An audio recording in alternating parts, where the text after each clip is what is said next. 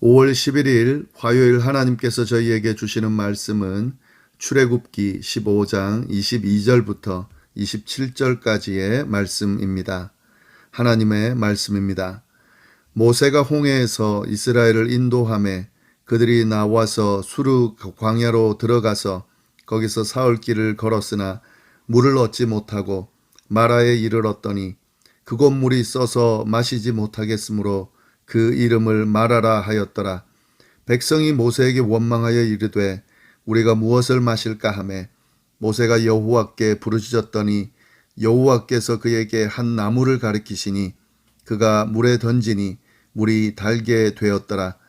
거기서 여호와께서 그들을 위하여 법도와 율례를 정하시고 그들을 시험하실세 이르시되 너희가 너희 하나님 나 여호와의 말을 들어 순종하고 내가 보기에 의를 행하며 내 계명에 귀를 기울이며 내 모든 규례를 지키면 내가 애굽 사람에게 내린 모든 질병 중 하나도 너희에게 내리지 아니하리니 나는 너희를 치료하는 여호와임이라. 그들이 엘림에 이르니 거기에 물샘 12과 종려나무 70그루가 있는지라.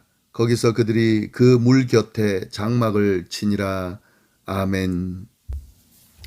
저희는 지금까지 이스라엘 백성들이 출애굽하여 홍해를 건너는 장면까지 살펴봤습니다. 하나님께서는 홍해를 갈라 이스라엘 백성들을 안전하게 건너게 하시고 또 따라오는 애굽 군사들을 홍해로 덮어서 쓸어 버리셨습니다. 그리고 그 다음 여정이 나오는데 오늘 본문에 나옵니다. 이 홍해를 건넌 이후에 이스라엘 백성들은 구원해 주신 하나님을 찬양하는데요. 그 찬양의 내용을 담은 모세의 찬양과 그리고 모세의 누이 미리암의 찬양이 기록되어 있습니다. 주일 본문, 월요일 본문인데요. 우리가 그 본문들은 살펴보지는 못했습니다. 꼭 읽어보시기를 바라고요. 홍해를 건넌 이후, 그 이후의 여정을 오늘 본문이 이어가고 있는데 그 내용을 저희가 바로 살펴보도록 하겠습니다.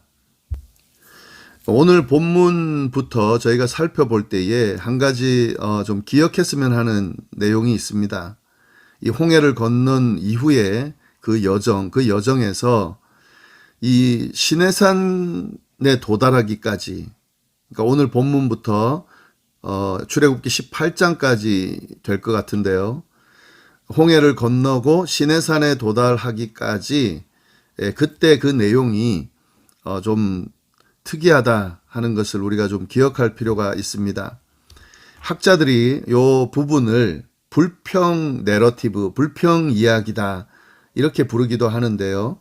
그 이유는 이스라엘 백성들이 힘들고 어려운 일들을 계속 겪을 때마다 주저없이 모세에게 원망과 불평을 토해내는 내용들이 쭉 나오기 때문에 그렇습니다.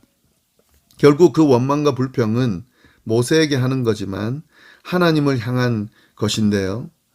그 내용, 근데 하나님이 이 불평과 원망하는 내용들을 책망하거나 심판하는 것이 아니라 도리어 이 과정을 통해서 그들을 시험하시고 훈련하는 장으로 삼으신다 하는 그 내용이 지금 오늘 본문부터 18장까지 쭉 나옵니다. 물론 결국에 이제 시내산에 가서는 율법을 받고 새로운 언약을 하나님께서 이스라엘 백성과 맺으시는데요. 그 전에는 계속해서 원망하고 불평하고 또 하나님이 그걸 해결해 주시고 그래서 그걸 통해서 시험하고 훈련하고 하는 그 과정을 통해서 쭉 그렇게 시내산까지 인도하신다 하는 내용 좀 염두에 두시면서 본문 말씀을 오늘부터 이렇게 쭉 보시면 더 잘 이해할 수 있을 거라 생각이 듭니다. 자, 오늘 본문에는 이제 홍해를 건넌 이스라엘 백성들이 수르 광야로 진입하는 내용이 나오는데요. 그런데 그 광야로 들어간 후에 이스라엘 백성들이 어려움을 겪습니다. 22절 말씀 보면은요. 모세가 홍해에서 이스라엘을 인도하매 그들이 나와서 수르 광야로 들어가서 거기서 사흘 길을 걸었으나 물을 얻지 못하고 사흘 동안 물을 먹지 못했다는 거죠. 광야를 지나는 동안 물을 먹지 못했다 하는 거죠. 예, 사흘 동안 물을 못 먹었다. 그것도 광야에서요. 이건 굉장한 어려운 순간입니다. 예, 광야에서 물을 먹지 못하는 것도 어려운데 사흘 동안 물을 못 먹었다는 것은 이건 굉장한 어려움을 겪고 있다 하는 거죠. 그런데 그 다음 내용을 보면은요. 사흘 동안 물을 마시지 못하고 마라라고 하는 곳에 갔는데 거기서 또 좌절하게 만드는 상황을 겪게 됩니다. 23절 보시면은 마라에 이르렀더니 그곳 물이 써서 마시지 못하겠으므로 그 이름을 마라라 하였더라. 사흘 동안 물을 마시지 못하고 열심히 이동해서 마라라는 곳에 도착했는데 거기 물이 있습니다. 그런데 그 물이 너무 써서 마시지 못하는 그런 상황에 처하게 됩니다. 이건 참 열악한 상황이죠. 정말 쉽지 않은 그런 상황입니다. 홍해를 건넜을 때 이스라엘 백성들은 굉장히 막 하나님 찬양하고 기뻤을 거예요. 그래서 흥분도 했을 거고. 그래서 이제는 뭐든 되겠구나 하고 가나안을 향해서 딱 광야로 들어갔는데 바로 어려움을 겪게 된 거죠. 물도 못 구하고 사흘 동안 못 구하고. 그래서 도착한 마라라는 곳에서 가서 물을 발견했는데 너무 써서 마시지 못하는 그런 상황에 처하게 된 거죠. 이스라엘 백성들이 어떻게 행동하는가? 24절 보시면은 백성이 모세에게 원망하여 이르되 우리가 무엇을 마실까 하매. 근데 이거 잘 보시면 생각해 보면은요. 좀 당연한 모습인 것 같아요. 사흘 동안 물 먹지 못하고 그래도 잘 참아서 마라라는 곳까지 도착했는데 거기서 발견한 물이 써서 마시지를 못한다. 예, 이런 상황에서는 충분히 원망하고 불평할 수 있을 것 같습니다. 예, 그러면서 아마 이스라엘 백성들은 이 생각을 하지 않았을까 싶어요. 예, 물에서 구원해 주셨잖아요. 홍해를 갈라서 그 물에서 구원해 주시고 그 물로 애굽 군사들을 멸망시키셨잖아요. 그런 하나님이라면 당연히 물도 구해 주실 거라 이렇게 생각을 했었는데 물을 안 구해 주신다. 그래서 더 원망이 되고 불평을 한다. 예, 이렇게 볼 수도 있겠습니다. 이 이야기를 들은 모세가 어떻게 하냐면 모세는 하나님께 부르짖습니다. 모세도 아마 원망하고 불평하는 모습을 보면서 또 이렇게 원망하냐 불평하냐 그들의 모습을 보면서 안타까워했겠지만 그러나 이해도 됐을 겁니다. 모세도 아마 그런 생각을 했을 거예요. 그래서 하나님께 부르짖습니다. 그럼 부르짖었는데 어떻게 됐습니까? 25절 보시면은 모세가 여호와께 부르짖었더니 여호와께서 그에게 한 나무를 가리키시니 그가 물에 던지니 물이 달게 되었더라. 하나님께서 모세에게 지시를 하세요. 한 나무를 가리켜 물에 던지라고 하시고 모세가 던지니까 그 물이 쓴물에서 단물로 바뀌었더라 하는 거죠. 하나님께서 그 문제를 해결해 주십니다. 여기서 우리가 볼 필요가 있는 것은요. 이스라엘 백성들은 물에서 구원해 주신 분이 물을 구해 주시지 않다 이렇게 생각하고 원망을 했을 텐데요. 그런데 그들의 생각이 잘못됐다는 것을 말씀이 보여주고 있습니다. 물에서 구원해 주신 분이라면 물을 주실 거라고 믿어야 했죠. 아무리 지금 물이 없어서 갈급한 상황, 지금 죽기 직전의 상황이 됐다 해도 그들이 경험한 그 하나님의 모습을 생각을 했어야 됩니다. 애굽에서 탈출할 때에 하나님이 하셨던 그 기적들, 그 역사들, 그리고 홍해를 건너서 그들을 구원해 주셨던 그 모습들, 예, 이런 하나님을 온전하게 믿었다면 물도 구해 주실 거라고 믿었어야 돼요. 그런데 지금 완전히 이 하나님의 존재를 잊고 있는 거죠. 그들 앞에 닥친 어떤 어려움 앞에서 이 하나님을 온전하게 믿고 바라보지 못하는 그런 이스라엘 백성들의 모습을 볼 수가 있습니다. 이런 모습들을 이제 좀 자주 보게 될 텐데요. 그런데 하나님께서 이런 모습을 보면서 나무라시기보다는 이스라엘 백성들을 위한 그런 대안을 제안해 주십니다. 25절 뒷부분부터 26절 말씀인데요. 25절 보시면은 그렇게 물이 달게 되었더라. 그 뒤에 거기서 여호와께서 그들을 위하여 법도와 율례를 정하시고 그들을 시험하실세 이르시되 너희가 너희 하나님 나 여호와의 말을 들어 순종하고 내가 보기에 의를 행하며 내 계명에 귀를 기울이며 내 모든 규례를 지키면 내가 애굽 사람에게 내린 모든 질병 중 하나도 너희에게 내리지 아니하리니 나는 너희를 치료하는 여호와임이라. 하나님께서 무슨 말씀을 하시냐면 너희에게 법도와 율례를 전해주겠다. 그리고 그 법도와 율례를 잘 지키면 애굽 사람에게 내린 질병을 하나도 내리지 않겠다라는 말씀을 해주십니다. 예, 이건 뭐냐면 하나님과의 관계를 잘 맺을 수 있는 방법을 알려주시는 거예요. 자꾸 이스라엘 백성들이 하나님의 존재를 자꾸 잊어버리고 하나님의 존재를 잊어버리니까 원망과 불평이 나오는 거죠. 분명히 가나안까지 가는 동안 어려움이 있을 겁니다. 광야를 지나는데 어려움이 없는 게 말이 안 되죠. 그때마다 원망과 불평을 하게 될 텐데 하나님이 그 원망과 불평을 하지 않도록 그렇게 제안을 해 주시는 거죠. 하나님의 율례와 법도, 하나님의 말씀, 약속 이걸 잘 지키면 그러면 절대로 그 상황에서 끝나지 않는다. 여기서 예를 드는 게 애굽 사람에게 내린 질병을 하나도 내리지 않겠다. 애굽 사람에게 내린 질병이 뭡니까? 그들이 10가지 재앙을 통해서 망하게 된 거잖아요. 근데 너희가 하나님의 명령, 법도, 율례, 약속 잘 지키면 그런 일 절대로 일어나지 않겠다. 라고 하나님과의 관계를 잘 맺을 수 있도록 그 방법을 알려주신다 하는 거죠. 그런 하나님과의 관계만 올바르면 어떤 어려움도 걱정할 필요가 없다라는 말씀을 해 주십니다.